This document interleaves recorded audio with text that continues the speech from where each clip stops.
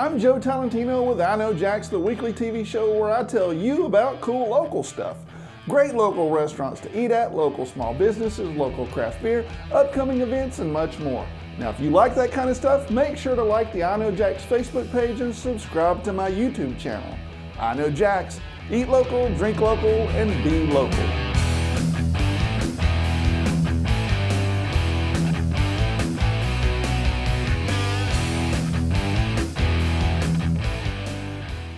I have an awesome show for you today. We're going to talk about craft cocktails, craft beer, and we're also going to learn how to make a veggie burger on the grill. Here at I Know Jack's, I do my best to promote small local businesses. I often visit local craft breweries, for example, but today we're going to start out with a cocktail where we're using products from one of our local craft distilleries, Manifest Distilling.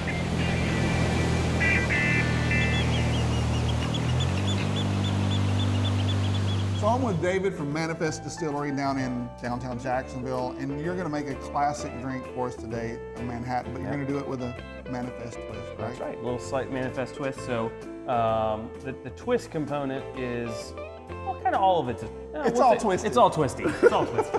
We're going to use, obviously the base is our organic rye, which is made and aged downtown. Our rye is unique because it is a 60% rye and 40% wheat mash bill. Okay. Which is slightly different from most And ryes. an organic rye, does that exist anymore? I've never heard of an organic There's rye. one or two other craft producers in the United States I know of that are doing it, but you're right, It's very rare. Yes, yeah. All of our rye comes from Canada, and all of our wheat's coming out of Missouri. Okay. Yep. And then the twist element is the vermouth and the bitters that I'm using. Okay. Now bitters are something that you guys are doing, or collaborating and doing in-house, right? Correct. We work with a gentleman, Michael Buffa, who makes, this is his concept, Buffa Bitters. Okay. Currently he's got 4 core line of bitters that we you sell. can only get at the tasting room, right? In Jacksonville, it's the only place to find it. Okay. Yep. There's some restaurants and bars in Orlando that have brought it on, but in terms look of for it. like picking up a bottle and taking it home, Yeah. Manifest is the only place that has Cool. it so far. So I'll start with just chilling this down. I like So we my are Manhattans. grilling and now chilling. That's right.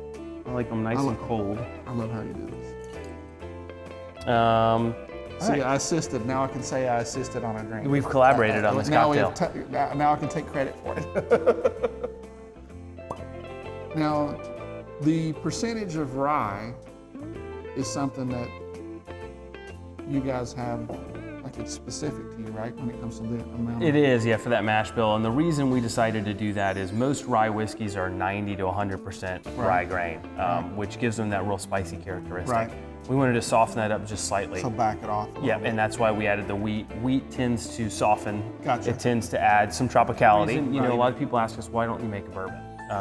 And you know, bourbon's obviously on fire right now. Yeah, sure. But you know, I love the fact that rye was kind of America's first whiskey. Sure. You know, Yep. the birthplace of whiskey was attributed to rye, until we had this grain subsidy, right, on corn, and then everybody makes bourbon. So, and personally, I'm a big rye drinker. So. Now this is an interesting vermouth you're using here. Tell me Right. a little bit about that. So typically Manhattans are your sweet vermouth. Right. At best, your Carpano Anticas. Right. This is a Amaro. This is a vermouth and Noiro blend from Cochi, which is an Italian producer. It's called Dopo Teatro. I like bitter things, so Don't be bitter. don't be bitter. Be sweet. Be sweet. So this blends both. It blends a little bit of the sweetness of the vermouth, and you got the bitter it's very good. with the Amaro. And then I'm using 2 different types of bitters. See, we're just getting bitter and bitter and bitter. More bitter. A couple big lugs of And that. that one was? This is the old fashioned, which is a Old-fashioned? standard old fashioned Okay. bitters. And then this one is the Holy Mole. So it's a traditional Mexican mole. Dude, that just blew my mind when you said that. So you think of Chocolate notes, yeah. pepper notes. All right, so we're gonna get this nice and cold. Dude. And I'm smelling this now, and it's crazy. Right? Yep. I mean, I could smell it as you were stirring it. I have a hound dog nose. My wife always gives me a hard time about that. Heck yeah. You can already tell I'm not gonna like it. Yeah, we should just stop now. I know. Everybody go home.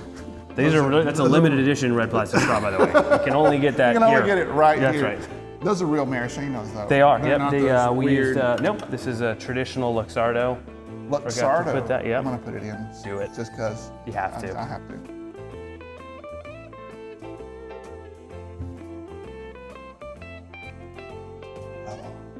You like it? Yeah, I like it a lot. Good. Damn, that's good. Yes, that was an awesome cocktail. I love the fact that we now have several local distilleries. You can visit the tasting tap room at Manifest Distilling to purchase products and get a taste before you do so you know what you like. Manifest Distilling is open from 2 p.m. to 7 p.m. Thursday through Sunday, and if you haven't been, I recommend it. Manifest is downtown on East Forsyth Street, right next to Intuition Ale Works.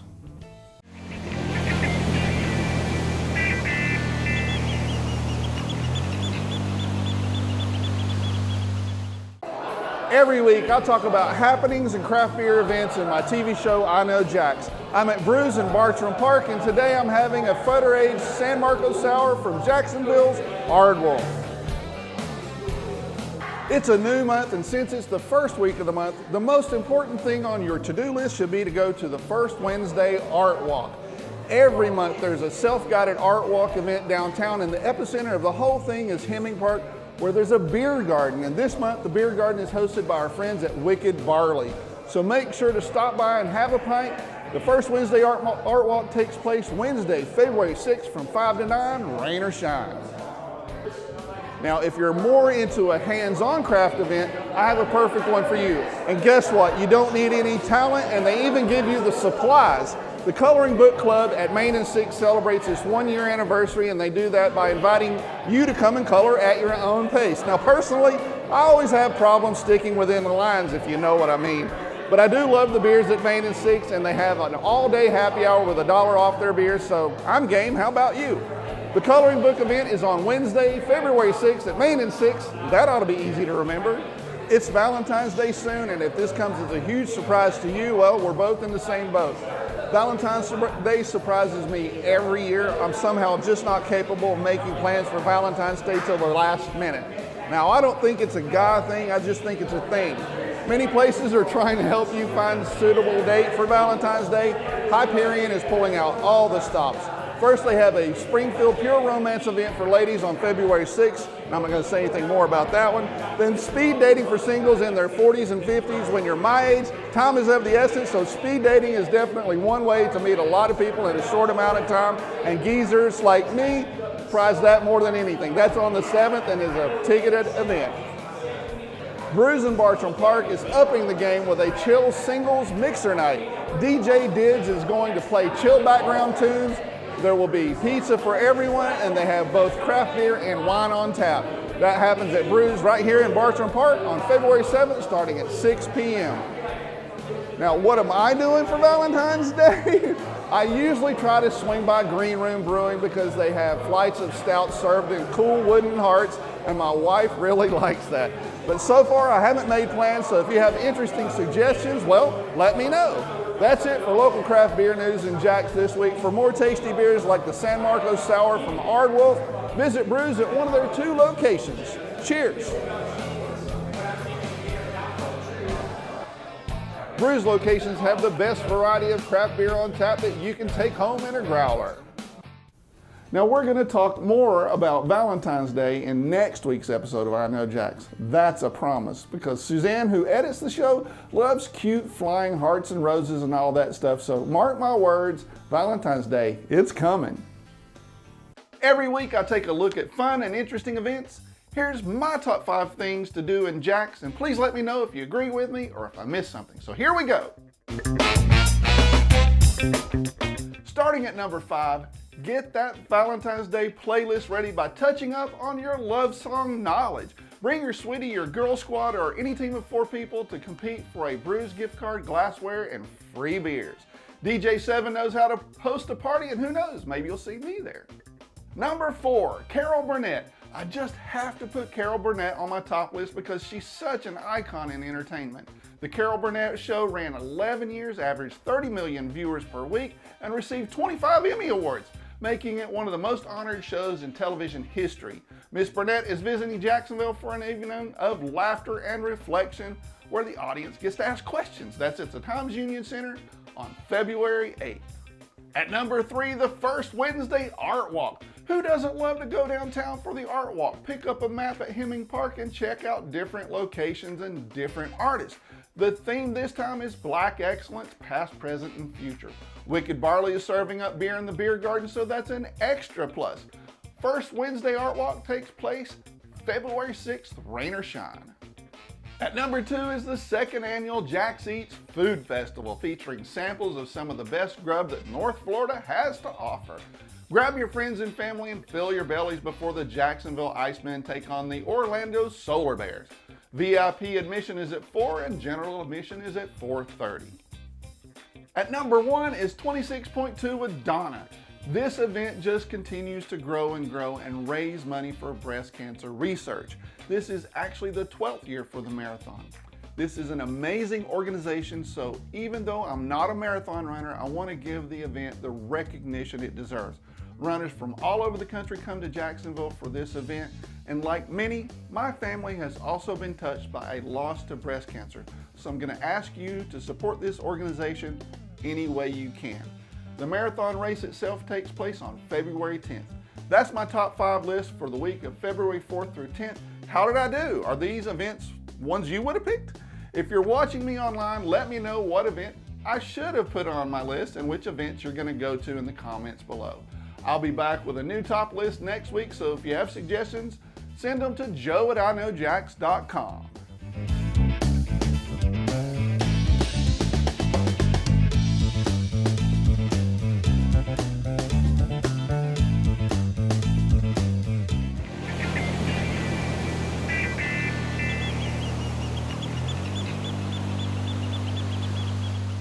When I started I Know Jack 7 years ago, I wasn't sure anyone wanted to watch this kind of show. Being a host on a TV show is a bit of an absurd experience because I'm always talking to a camera lens and it often seems like I'm talking to myself, which I do too. I'm one of those guys who walks around the house talking to myself, and well, that way I know I have a devoted audience. But I wanted to thank all of you who have supported me and I Know Jax. As you know, I'm not a salaried employee of a big media company. I Know Jax has sponsors, and without their financial support, well, I couldn't continue. And without you watching on my TV show or online videos, I wouldn't be able to continue either. So thank you so much for helping me make my dream come true. You guys are known for doing vegan and vegetarian food. Yeah, right? So yeah, we're a full-on plant-based meal company. So what we do is vegan and vegetarian foods, and we also have a full catering company as well. But our vegan and vegetarian meals are really our bread and butter and what we focus on. Vegan is where there's actually no animal products. There's no honey, there's no dairy, and no eggs. All right, so that must mean that all vegan and vegetarian food tastes like crap, right? Yeah, that's what most people think, right? So when I went vegetarian about 3 years ago, I really want to show people that like food, it tastes good, just it's the thought that you put into it, right? Sure. A burger can taste horrible, but a burger can taste awesome, right? Sure, so the same thing, a veggie burger can be the exact same thing with that. So you're gonna do a vegan burger. Yep. And tell me how this patty was made. Yeah, so our vegan burger that we do is, it's got black bean as a base, it uses garbanzo bean, and then we also grate carrot. We use a bunch of different ancient grains to really impart a lot more protein into it. Okay. So we use quinoa on this one. There is some rye oats, so almost like oatmeal, but and they're rolled, but it's rye. We use quinoa, there's farro in it, and there's a little bit of spent grains left over from Southern Swells Brewery, from one of their beer making. So you get some of all of that. Yeah, exactly, and really get a lot of like depth to it. And that's one of the things I think that, you know, people associated vegetarian and vegan food with before was sort of bland. Correct. I mean, if you really think a black bean burger, it doesn't sound too appetizing, no. Right? So really, when you put that extra care and thought into it, that's what we found has been our success for. So we really just take that same approach. So show me how you do this, man. So absolutely. So what we do with our vegan burger when we make it, we go ahead and we actually we patty them out and then we put them in our smoker to go ahead and impart more flavor. But we're just gonna get a little bit of char on them, okay. And that's really the key to it. And when we're doing that, we're gonna go ahead. We're gonna put in our cheeses. So our cheeses we make are actually made. You make cheese. Yeah, so we make all cheese. But there's no dairy. Involved. So that's what's kind of, it freaks people out a little bit when they hear it. So we've got some great buns over from Lucky's that we picked up today. Cool. And they're just awesome. So one of my favorite buns to use when I'm cooking out. So just what we do. I like shopping there too. How you have a drink beer and you walk around? How is it bad, right? You sold all the guys on that. Now the one thing it is kind of funny to see is most people think with vegan cheeses, they don't really melt well. They soften, but they don't melt a ton. They hold their form. So that's the one thing you gotta tell people.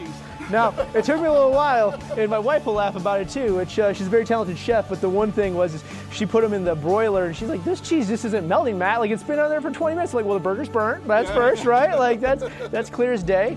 Sure, with any of our burgers. So what we're gonna do with this is almost a take on a Carolina burger where you have slaw on it. Okay, cool. So our slaw that we got here is got kale, shredded radicchio, and also shredded purple cabbage and carrot.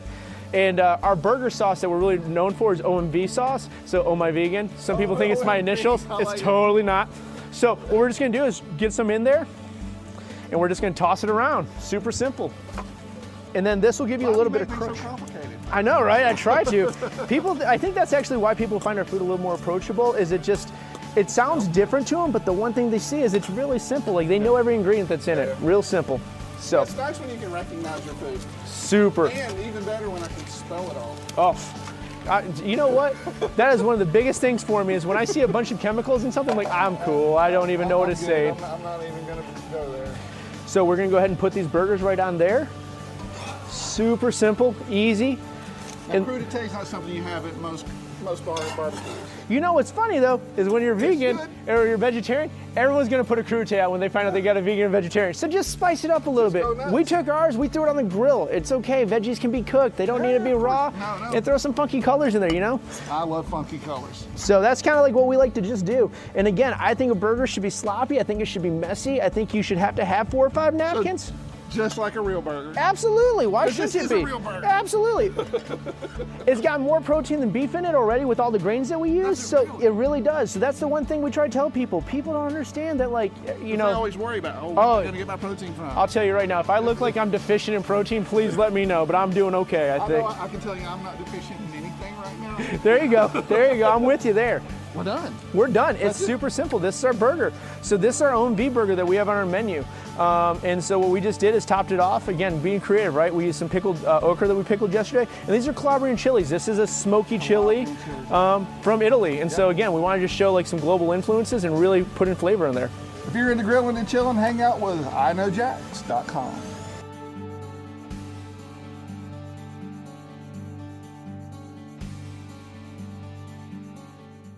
If you're a fan of the cooking demos we do here at I Know Jax, you want to block out some time on February 28th through March 3rd to come join me live and in person at the Prime Osborne Center for the Spring Home and Patio Show, where I Know Jax is hosting the cooking demo stage. And what that means is great cooking demos, lots of fun, and tasty samples to top everything off with. I look forward to meeting you there. That's it for today's episode of I Know Jax. If you like what I do, please support me by subscribing to my newsletter, The Insider. You can find the link to that on iknowjax.com. Heck, while you're at it, subscribe to the I Know Jax YouTube page, and hey, why not follow me on Facebook too? I hope you have a fantastic week. I'll see you next week on CW17 at 6:30 p.m. But before then, way before then, I'll see you on the internet.